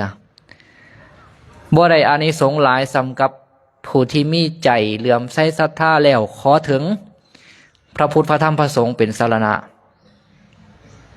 อันนี้บริเสียทรัพย์สมบัติจักกีบเลยเด้มีใจเหลื่อมใสศรัทธาแล้วขอถึงพระพุทธพระธรรมพระสงฆ์เป็นสรณะพระอาจารย์ในเพิ่นได้เทศเรื่องอารัตนาสูตรเมื่อคืนเนี่ยพระนาเรื่องคุณของพระพุทธนะพระพุทธเจ้ามีคุณจังไหนนะเข้าเหลื่อมใสศรัทธาแล้วบ่ถืออย่างอื่นไปที่เพิ่งนะต่อให้ทุกข์ยากลำบากซ้ำใดก็ตามจะบ่ไปอ้อนวอนไปขอพรอย่างอื่นเลยจะขอถึงพระพุทธพระธรรมพระสงฆ์นี่เป็นที่เพิ่งบ่ไปกราบไหว้พญานาคอยู่นี่มีอยู่บ่บ่ไปกราบจอมปลวกมีอยู่ไปกราบจอมปลวกไปกราบต้นไม้ใหญ่จะขอถึงพระพุทธพระธรรมพระสงฆ์นี่เป็นที่เพิ่งเพราะว่าอย่างพระพุทธพระธรรมพระสงฆ์เป็นที่เพิ่งนี่เป็นที่เพิ่งอันประเสริฐเป็นที่เพิ่งอันเกษมผู้ใดถึงพระพุทธพระธรรมพระสงฆ์เป็นที่เพิ่งแล้วจะสามารถพ้นจากทุกข์ได้อย่างอื่นนั่นเป็นที่เพิ่งได้บ่แม่นที่เพิ่งอันประเสริฐเนาะเหมือนเฮาส้นคมไม้นี่ก็เป็นที่เพิ่งได้อยู่ส้นแดดส้นฝนซื่อแต่บ่แม่นว่าที่เพิ่งอันประเสริฐบ่สามารถที่จะทำให้พ้นทุกข์ได้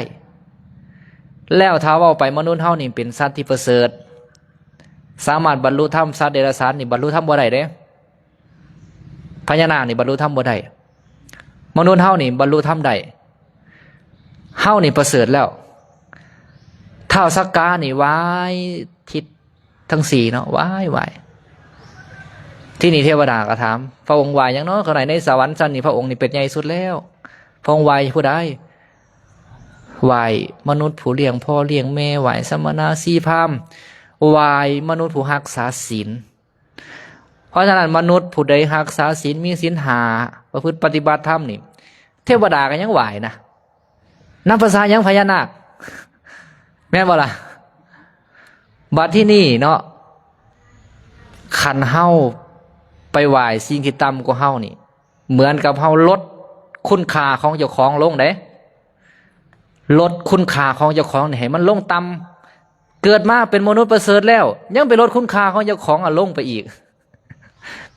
ลดคุณค่าเจ้าของลงให้มันต่ำบัดท่านั้นผันยังอยากได้ความเคารพจากผู้อื่นอยู่บัดเจ้าของเอาไปลดคุณค่าของเจ้าของลงแน่นอนล่ะ นะเฮานี่ประเสริฐสุดแล้วแรงอื่นน่ะบ่แม่นที่เพิงอันเกษมพระพุทธธรรมนี่เป็นที่เพิงอันประเสริฐแล้วเพราะฉะนั้นเพิ่นจะบอกว่าถวายสังฆทานแก่พระภิกษุสงฆ์ตั้งห้อยเทื่อนี่ข้ามไปเรื่องนึงเนาะบ่ซ้ำกับให้เสนาสนะเป็นทานให้วิหารทานเสนาสนะกุฏิวิหารนี่นะที่นี่ในบรรดาทานทั้งหมดที่เป็นวัตถุนี่ให้เสนาสนะเป็นทานนี่มีอานิสงส์หลายสุดแล้วให้เสนาสนะเป็นทานตั้งห้อยเทื่อนี่บ่ซ้ำกับผู้ถือพระพุทธธรรมประสงค์นี่เป็นสรณะเหมือนที่ว่ามานะเพราะรัตนะนี่นะรัตนะทั้งสามนี่มีค่าอันประเสริฐแม้แต่ทรัพย์สมบัติของพระเจ้าจักรพรรดินี่ก็เทียบบ่ได้เลยมีค่าถึงขนาดนั้นถ้าเฮาได้นับเคารพนับถือนั่นเฮาก็เป็นผู้มีค่านะอันนี้สงหลายอีกมาที่นี่การนับถือพระรัตนตรัยเป็นที่พึ่งยังบ่ได้อานิสงส์หลายซ้ำกับสมทานศีลห้าแล้วตั้งใจรักษาให้ครบบริบูรณ์ให้ได้บ่ขาดบ่ด่างบ่พร่อยงดเว้นจากการฆ่าสัตว์งดเว้นจากการลักทรัพย์งดเว้นจากการประพฤติผิดในกรรมบ่ละเกินลูกเมียชาวบ้านงดเว้นจากการเว้าตัวงดเว้นจากการดื่มสุราอานิสงส์หลายกว่าการถือพระรัตนตรัยเด้แต่ก็บ่ได้หมายความว่ารักษาศีลแล้วเฮาจะงดเว้นจากการถือพระรัตนตรัยบ่แม่นมันไล่ขึ้นไปตามลำดับพันแล้วเมื่อมีการถือพระรัตนตรัยเป็นที่พึ่งอย่างจริงจังแล้วบ่เอาอย่างอื่นเป็นที่พึ่งอีกแล้วรักษาศีลบริสุทธิ์มันก็จะตามมาปัจจุบันนี้อานิสงส์หลายกว่าการรักษาศีลเจริญเมตตาเจริญเมตตาเฮ็ดใจเจ้าของให้มีความรักความปรารถนาดีต่อผู้อื่นอยู่ตลอดเวลา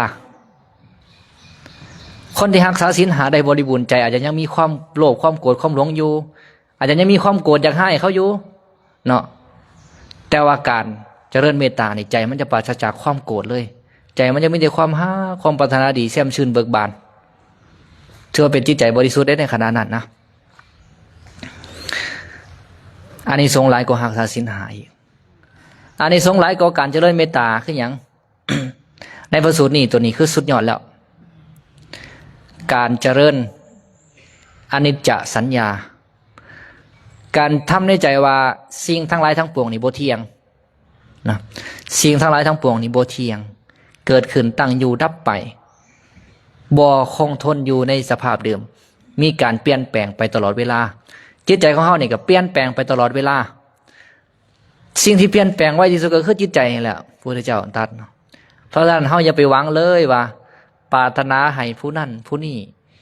จงมีจิตใจแบบเดิมจงฮักเข้าคือเก่านะบ่เปลี่ยนแปลงบ่มีวันเปลี่ยนแปลงนี่นะเพียงเขาว่าอีหยังหรอ ฮักบ่ยอมเปลี่ยนแปลงนะแต่ว่าจิตใจของเรามันเปลี่ยนแปลงตลอดเวลาเนาะปรารถนาบ่ได้เมื่อเฮาเห็นตามความเป็นจริงแบบนี้ว่าทุกสิ่งทุกอย่างนี่มันมีการเปลี่ยนแปลงเฮาก็จะคลายความยึดมั่นถือมั่นได้บัดนี้เนาะจะไปปักหลักอยู่กับสิ่งนี้กับผู้นี้บ่ได้มันเปลี่ยนแปลงไปตลอดเวลาเนาะ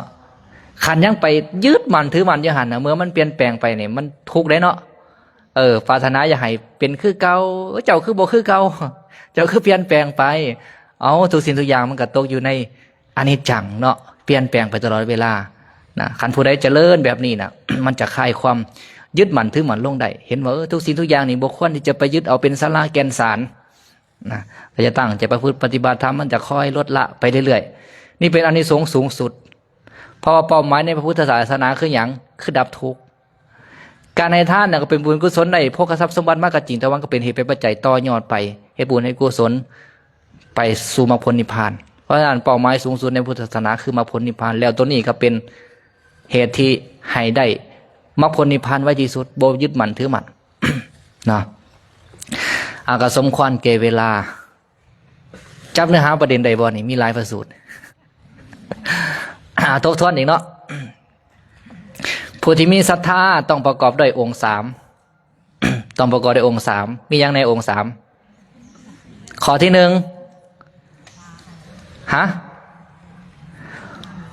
ผู้ที่มีศรัทธาปรารถนาอยากจะเห็นภิกขุผู้มีศีล 2ปรารถนาอยากจะหยังอยากจะฟังธรรม 3เมื่อฟังธรรมแล้วมีหยังบ่นี่กำจัดความขี้ทีออกไปจากจิตจากใจมีการจาคะเสียสละมีการให้ทานอยู่ตลอดน่ะเป็นคนมีศรัทธานะ แล้วก็ให้ทานได้อานิสงส์หลายที่จริงมันก็ต้องมีอีกเนาะให้ทานแก่ผู้มีศีลให้ทานได้จิตที่เหลื่อมใสศรัทธาให้ทานแก่ผู้มีศีลถึงพร้อมด้วยเจตนาทั้ง3ประการก่อนให้กำลังให้แล้วมีใจดี ก็เพียบพร้อมอันนี้สงหลายแต่ว่าที่เป็นท่านของบัณฑิตนี่เนาะให้ท่านด้วยศรัทธาให้ท่านด้วยอีหยังให้ท่านด้วยศรัทธาให้ท่านด้วยความเคารพให้ท่านตามการให้ท่านโดยจิตอนุเคราะห์ให้ท่านบ่กระทบตนเองบ่กระทบผู้อื่นเนาะแต่ก็ไล่มาตามลำดับการให้ท่านนะจนมาฮอดเจริญอนิจจสัญญาอันนี้สงหลาย อันนี้ก็สรุปให้ฟังผู้ใดจับประเด็นได้หลายก็ได้หลาย ผู้ใดจับประเด็นได้หน่อยก็ได้หน่อยเนาะก็สมควรแก่เวลาสำหรับการกล่าวปกิณกะสาระธรรมมากะฮอด10:20 นาทีพอดีเนาะอาจารย์จิตว่า10:20 นาทีพอดีกับเป๊ะๆเลยเนาะการอนุโมทนาบุญกับคณะครูบาอาจารย์สามเณรพ่อขาวแม่ขาวออกตนญาติโยมทุกท่านทุกคนได้มาร่วมกันประพฤติปฏิบัติธรรมร่วมกันถวายทานร่วมกันฟังเทศน์ฟังธรรมในมื้อนี้ขอบุญกุศลที่เฮาทานทั้งหลายได้กระทำบำเพ็ญดีแล้วจงมาเป็นเหตุเป็นปัจจัยให้เฮาทานทั้งหลายเจริญงอกงามในศีลในธรรมเจริญด้วยอายุวันนะสุขะพละปฏิภาณนาสารสมบัติธรรมสารสมบัติคิดสิ่งหนึ่งปรารถนาสิ่งใดที่เป็นไปโดยชอบประกอบโดยธรรมขอความคิดความปรารถนาเหล่านั้นของเฮาทานทั้งหลายจงสำเร็จในที่ทุกสถานในการทุกเมื่อตลอดไปอันหนึ่งบุญกุศลที่เกิดขึ้นจากการได้ฟังธรรมขอให้เฮาทานทั้งหลายได้เป็นผู้มีสติมีปัญญาสามารถรู้แจ้งแทงตลอดในสัจธรรมคำสอนของพระสัมมาสัมพุทธเจ้าจนเป็นเหตุเป็นปัจจัยให้ได้บรรลุมรรคผลพระนิพพานในอนาคตการอันไกลๆนี้ด้วยกันจงทุกทานทุกคนเทินสาธุอนุโมทามิอันนี้จบลงไปคืออาจารย์หาต้นนักเทศดังจากสวรรค์เทศม้วนเสียงดีเพราะว่าเสียงสวรรค์มาจากสวรรค์เลยแล้วก็ผู้ใดอยากเรียนเพิ่มกับผู้ยากอยู่ในโซเชียลจะดังในโซเชียลถ้าอย่างเทศม้วนที่ดีโอ้บริสุทธิ์ในธรรมะเป็นมากเนาะขอให้เพิ่นในอานิสงส์ในการธรรมะเป็นทางที่มีสติมีสติปัญญาและกำลังบางคนในทางแรกตั้งใจอายุมันยืนอยู่เย็นเป็นสุขในเพศพรหมจรรย์ตลอดไปจนตราบเท่าเมื่ออายุสังขารแรกกับบรรลุมรรคผลนิพพานเลยเอาต่อไปการถวายการเทศน์บูชาธรรมพร้อมใจกันตั้งใจในขณะที่เฮาเบิ่งเฮากับเบิ่งเพิ่นถวายเฮากับสาธุนำเตรียมใจเตรียมจิตเตรียมใจยกถวายเพิ่นถวายการเทศน์บูชาธรรมเอาตั้งใจสาธุการเฮาเด้อสาธุนะยกไหม คือบ่ยกจักเทื่อเนาะบัดนี้ทางนี้ราคาอยู่เด้สา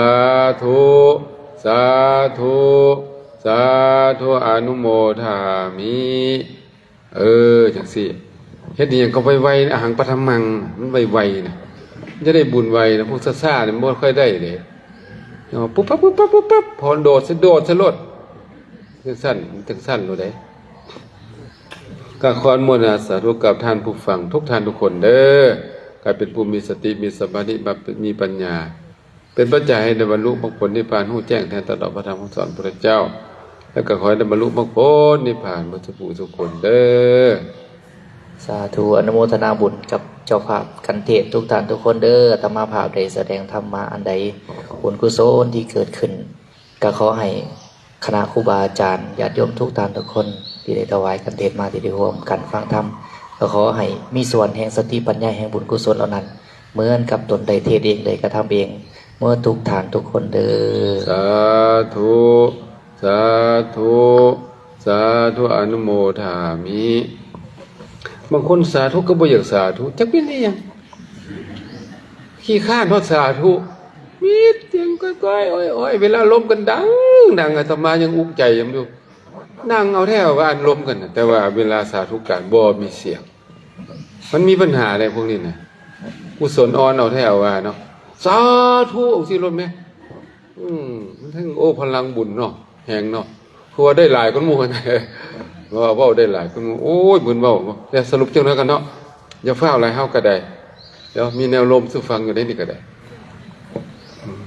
เป็นมวลอ่อนซ้อนนำเพิ่นจังว่าเพิ่นเทศน์นะโอ้ยฮู้บ่บัดนี้ว่า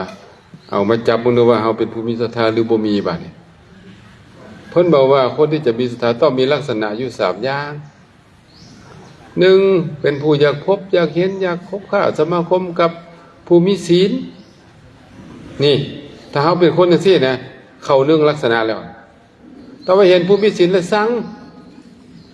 สั่งเบื่อหน่ายแม่นบ่แม่นอันนี้บ่แม่นละแต่เห็นพวกกินเหล้าแล้วแล่นใส่มันบ่แม่นอันนี้แห้งไก่บ่ไก่กันใหญ่ๆต้องว่าเห็นผู้มีศีลได้ยินข่าวเนาะเพิ่นปฏิบัติศีลปฏิบัติธรรมแบบโลไปโลดแล่นไปโลดสั่นแม่นละ1แล้วน่ะเนาะ2ได้ยินเพิ่นแสดงธรรมมีฟังเทศน์ฟังธรรมมีมองหันมื้อนี้ก็ฟ้าวไปเนาะไปฟังธรรมอันนี้ลักษณะที่2นะคนแบบนี้จะเป็นคนมีปัญญาเด้คนแบบนี้คนฟังธรรมนี่จะมีปัญญาเนี่ยออกตนเนี่ยโยมนี่ที่เขามาวัดมาวานี่นะก็ย้อนฟังธรรมเด้ผู้จักให้ทานผู้จักรักษาศีลผู้จักเจริญเมตตาภาวนามันเป็นการฟังธรรมทั้งนั้นเด้แล้วก็จะมีศรัทธาก็ย้อนฟังธรรมมาแหละจะให้ทานก็ย้อนฟังธรรมแล้วมีศรัทธาแล้วก็มีศรัทธาแล้วก็ให้ทานมีศรัทธาแล้วก็รักษาศีลมีศรัทธาแล้วก็อยากจะเจริญเมตตาภาวนาวิจารศรัทธาแล้วก็อยากเฮ็ดบุญสร้างบารมีทุกอย่างเป็นจังซี่เกิดจากฟังธรรมแน่เด้พวกที่บ่ฟังธรรมนี่เหมือนคนตาบอดหูหนวกบ่ฮู้หยังบาปบุญคุณโทษบ่จักหยังพวกน้ำสาล้นถ้วยเอาเทอย่างใส่ก็ล้นเบิดบ่หับบ่ทันมอขวบเอาทันเทน้ำใส่ก็บ่เข้าเด้อต้องทำเป็นหม้อเปิดปากแล้วก็บ่ต้องหัวด้วยหม้อดีบ่หัวนะ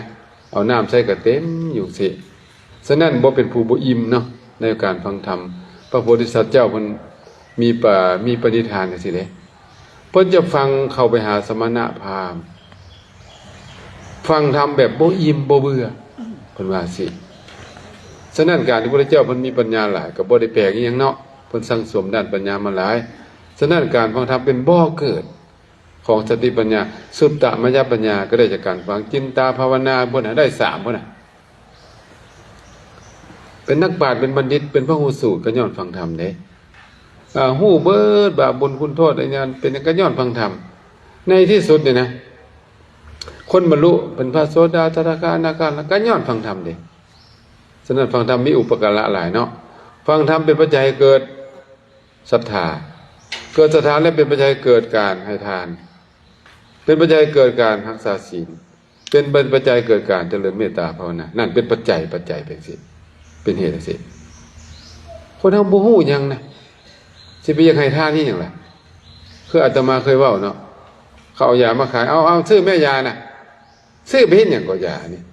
ปาโถกินแล้วปึงปังได้ตู้แข็งแห้งได้ดิว่าอีกแม่นบ่ฮึ โอ้ถ้าพวกไปตู้แล้วกินแล้วนะไม่ตู้นุ่มขึ้นกว่าเก่าเด้แข็งแห้งย่างห้องหันเนี่ยบ่ได้ย่างสุดๆซ่าๆที่ดอกว่องไว้คล่องแคล่วมาเอามาให้แม่ตู้ดูเห็นบ่ล่ะการฟังธรรมคือการฟังเนาะจะได้หู้เหตุหู้ผลหู้อานิสงส์ในการให้ทานรักษาศีลเจริญเมตตาภาวนาแบบใดเมื่อหู้แล้วก็จะเกิดศรัทธาเกิดการอยากเฮ็ดอยากกระทำขึ้นเนี่ยที่ท่านอะไรมาอยู่ที่นี่เนี่ยย้อนฟังมาดิฟังบาปฟังบุญคุณโทษฟังมาแต่เล็กแต่น้อยก็เกิดศรัทธาก็ได้เข้ามาให้ทานมารักษาศีลมาจำศีลมาปฏิบัติธรรม แล้วบ่เท่านี้ได้ยังสิจุงไปอีกได้นี่ไปเรื่อยๆในที่สุดนะปฏิบัติธรรมไป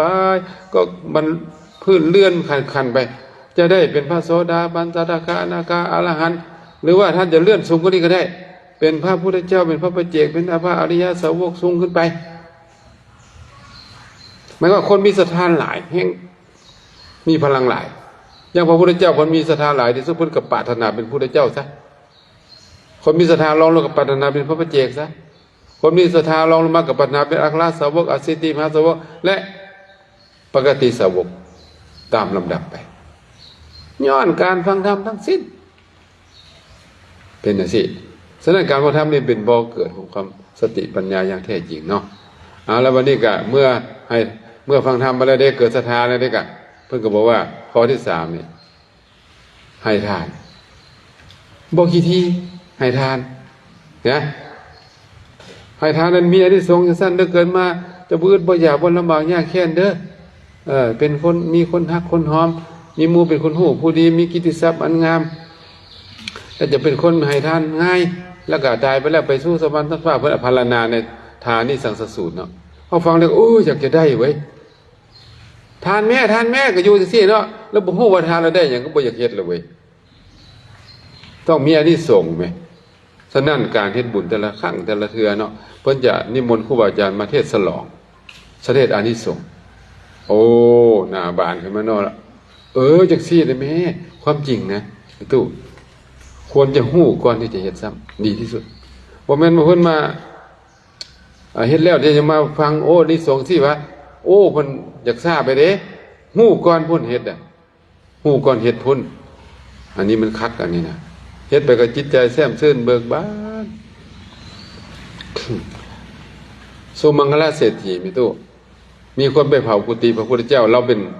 เอาไม้จันหอมไปเฮ็ดกุฏิพระพุทธเจ้าได้พระพุทธเจ้ากัสสปะเนี่ยนะเศรษฐีชื่อว่ามังคละสุมังคละเราไปเฮ็ดบานี่โจรเนาะไปเผามาเครียดให้เศรษฐีเนี่ยไปเผากุฏิพระพุทธเจ้าอันนี้ก็แปลกดีคือบ่เผาเศรษฐีให้มันตายซะไปเผากุฏิพระพุทธเจ้าแปลกบ่ล่ะใบเผาแล้วให้เศรษฐีนี่แค้นนะแค้นตายว่าต่อไปเพราะว่าเศรษฐีเนี่ยฮักห่วงหลายอันกุฏิหั่นน่ะเพราะว่าไม้จันหอมเนี่ยราคาแพงนี่เนาะเราทุ่มเทด้วยศรัทธาจริงจังเนาะแล้วเราก็ประทับใจไปเผากุฏินี่ให้เพิ่นกากเลือดซะสวัสดิ์พอเผากุฏิพระเจ้ากำลังใหม่เขาก็เอิ้นเนาะท่านเศรษฐีนี่เขาเผากุฏิพระเจ้าแล้วก็น้อยท่านเศรษฐีก็ไปเนาะไปเห็นแล้วก็ยิ้มตบมือหัวตบมือสมเสยบ่รู้ว่าจังได๋วะดีใจเนาะดีใจว่ากุฏิใหม่เขาก็ถามว่าท่านเศรษฐีไปเผาอันเป็นยังค่อยบ่หายบ่ห้องบ่เสียใจเขาหน่อยโอ้โหสิไปเสียใจเฮ็ดหยังข้าพเจ้าละดีใจสำคัญน่ะกุฏิพระเจ้าใหม่ข้าพเจ้าดีใจข้าพเจ้าเนี่ยจะได้สร้างใหม่ใส่เพราะว่าเริ่มสิเก่าแล้วข้าพเจ้าจะได้บุญเติมอีกนี่จังซี่เลยไม่ออกถ้าผู้ใดสิตายก็ตายไปผัวน่ะเอาผัวใหม่ดิตบมือเลยตายสาธุเมียตายก็ตายไปก็สิเอาเมียใหม่เอากระจังซั่นตัวเงินใหม่ไปก็สิเฮ็ดเงินใหม่ตัวบ่เอาวางสิบ่ดีบ่ซั่นเอาตัวอย่างนี่เนาะแม่นบ่ล่ะเฮาสิตายก็ตายไปซะจะได้เกิดใหม่จะได้เป็นผู้สาวอ้อๆนี่ตอนนี้แกยุ่งๆยามๆโอ้หุ่นหวยใจสิขาดแล้วนี่ตายไปซะจะได้มาเกิดไวๆจะได้มาเป็นหนุ่มไวๆโอ้คิดให้เปลี่ยนก็ดีเลยเนาะคิดแบบนี้นะ เสียไปเพื่อได้มาเอาเสียไปลดแต่ว่าเสียเนี่ยก็จะเสียกับบ่เป็นอย่างนั้นอย่าเสียศีลเสียธรรมได้ไหนอันนี้บ่สำคัญโดนได้ดิเด้อย่าเสียศีลเสียธรรมอย่าเสียสติเสียศูนย์อย่าสูญเสียสูญเลยเสียศูนย์ก็จะสูญเสียเลยสูญเสียจะเสียศูนย์ก็แล้วแต่สิว่าเนาะย่ายเสียศูนย์ย่ายขาดสติอันนี้ก็มีสติอยู่บัดนี้เด้อความโชคดีของเฮาเด้อมนุษย์สตาปโวทุลโภการได้เกิดเป็นมนุษย์นี่มันสุดยอด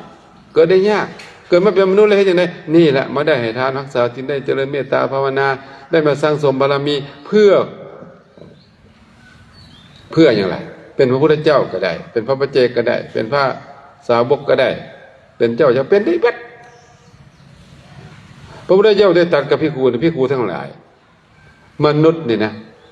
สนะนี่มนุษย์เราได้สนะมนุษย์ทวีปอื่นก็ดีแล้วก็สนะเทวดาพรหมด้วยเหตุ3อย่างอัศจรรย์ในมนุษย์นี่นะประเสริฐกว่าคนอื่นเด้1สุรภาวะเป็นผู้มีความกล้าหาญเป็นพิเศษเฮ็ดบุญก็ได้กล้าหาญในการเฮ็ดบุญกล้าหาญในการเฮ็ดบาปผู้ใดเป็นพุทธเจ้าก็มนุษย์นั่นแหละเป็นพุทธเจ้าน่ะผู้ใดเป็นพระปัจเจกก็มนุษย์นั่นแหละผู้ใดเป็นอรหันต์ก็มนุษย์นั่นแหละผู้ใดตกนรกกับวิจิก็มนุษย์นั่นแหละกล้าเฮ็ดบุญเฮ็ดบาปกันยังว่าคนที่อื่นบ่กล้าเฮ็ดดอกอนันตริยกรรมน่ะมนุษย์เท่านี้แหละน่ะฉะนั้นเป็นผู้กล้าหาญจนว่าเทวดาสยบเลยนะตัวนี้น่ะบ่กล้าเฮ็ดเทวดาน่ะโหดว่าละมนุษย์เท่าน่ะมนุษย์นี่อัศจรรย์ไหนดินแดนสร้างโพธิสมภารสร้างบารมีก็อยู่ที่มนุษย์นี่เท่านั้นไหนไปเป็นเทวดาแล้วก็บ่ได้แล้วบ่ได้สร้างแล้วไปเสวยสุขเนาะไปตกนรกก็บ่ได้สร้างแล้วบารมีไปเสวยทุกข์เด้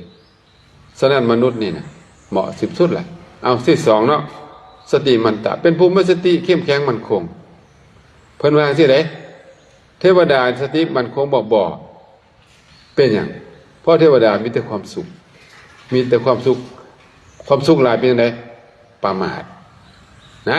ความสุขหลายว่าเป็นเหตุให้ประมาทเด้นี่คนเฮาเนี่ยเวลาอยู่ที่มีความสุขเพลิดเพลินมันม่วนไปเด้มีเหตุการณ์อัน